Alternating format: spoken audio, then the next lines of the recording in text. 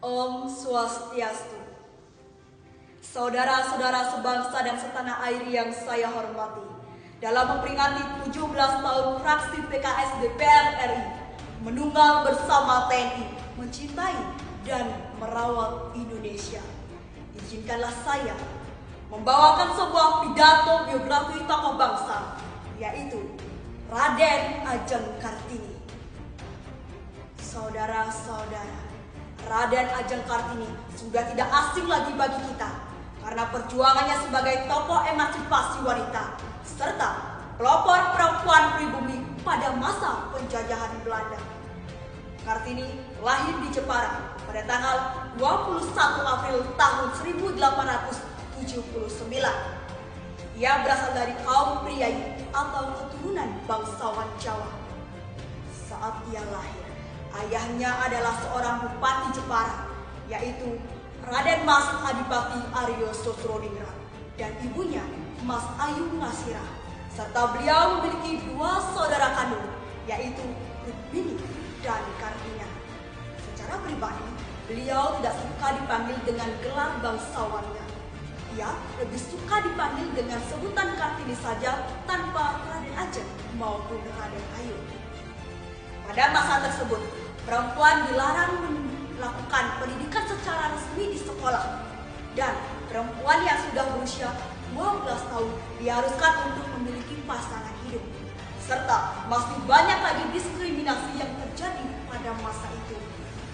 Kemudian, kesedihannya ia tuangkan di berbagai karangan suratnya, dan sampai saat ini Kartini merupakan salah satu sosok wanita yang antusias dalam pengetahuan membaca, yaitu tiada hari tanpa membaca. Suaminya adalah Raden Adipati Djoyodiningrat. Raden Ajeng Kartini tidak hanya dikenal dalam karangannya saja, tetapi kegigihannya dan dukungan dari sang suami, ia berhasil mendirikan sekolah di Semarang, Yogyakarta, Surabaya, dan di berbagai daerah lainnya. Sekolah tersebut diberi nama Sekolah Kartini.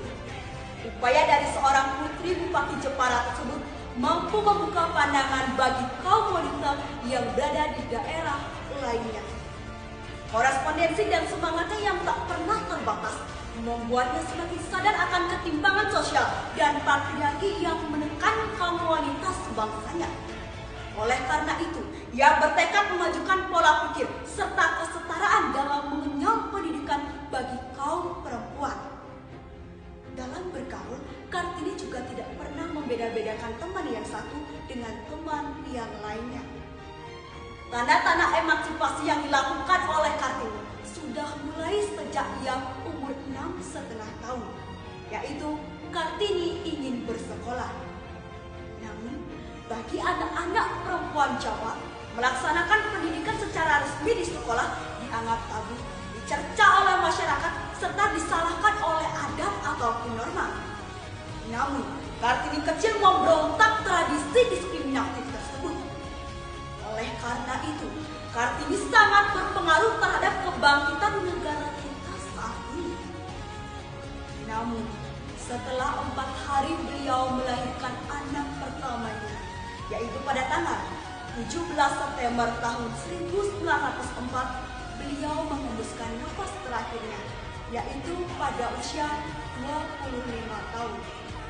Kemudian dibuatlah buku dari surat-surat yang dikumpulkan yang pernah beliau kirimkan ke sahabatnya di Eropa. Buku tersebut diberi judul Habis Gelap, Terbitlah Terang. Presiden Soekarno mengeluarkan Keputusan Presiden Republik Indonesia nomor 108 tahun 1964 pada tanggal 2 Mei 1964 yang berisikan penetapan Kartini sebagai pahlawan nasional Indonesia. Soekarno juga menetapkan tanggal lahir Kartini, yaitu 21 April, yang bersama kita peringati saat ini, yaitu Hari Kartini. Tidak hanya tanggal lahir, tetapi mata uang Rp5 pada tahun 1954, serta uang Rp10.000 pada tahun 1985 untuk mengenang jasa beliau sebagai pahlawan nasional Indonesia.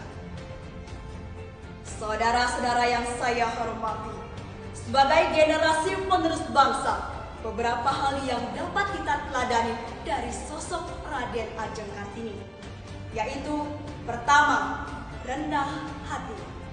Walaupun beliau berasal dari kaum bangsawan, beliau tetap merakyat, tidak pernah membeda-bedakan teman serta kasta dalam bergaul.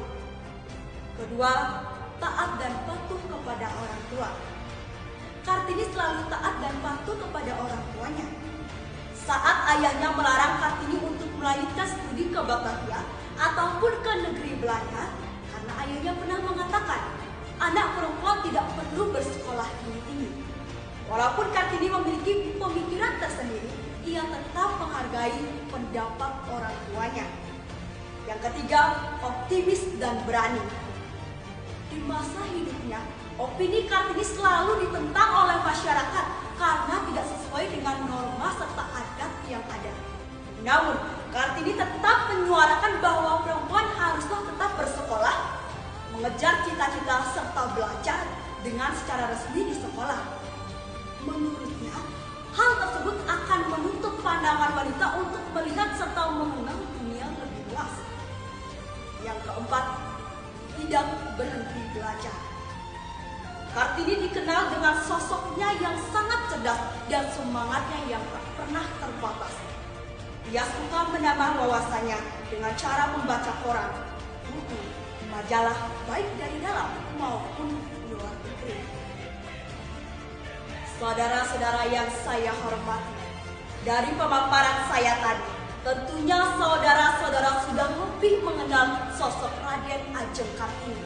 Untuk itu, saudara-saudara harus dapat meneladani serta menerapkan sikap dari Raden Ajeng Kartini. Sekian, terima kasih. Hidup rakyat Indonesia merdeka! Om Santi, Santi, Santi, Om.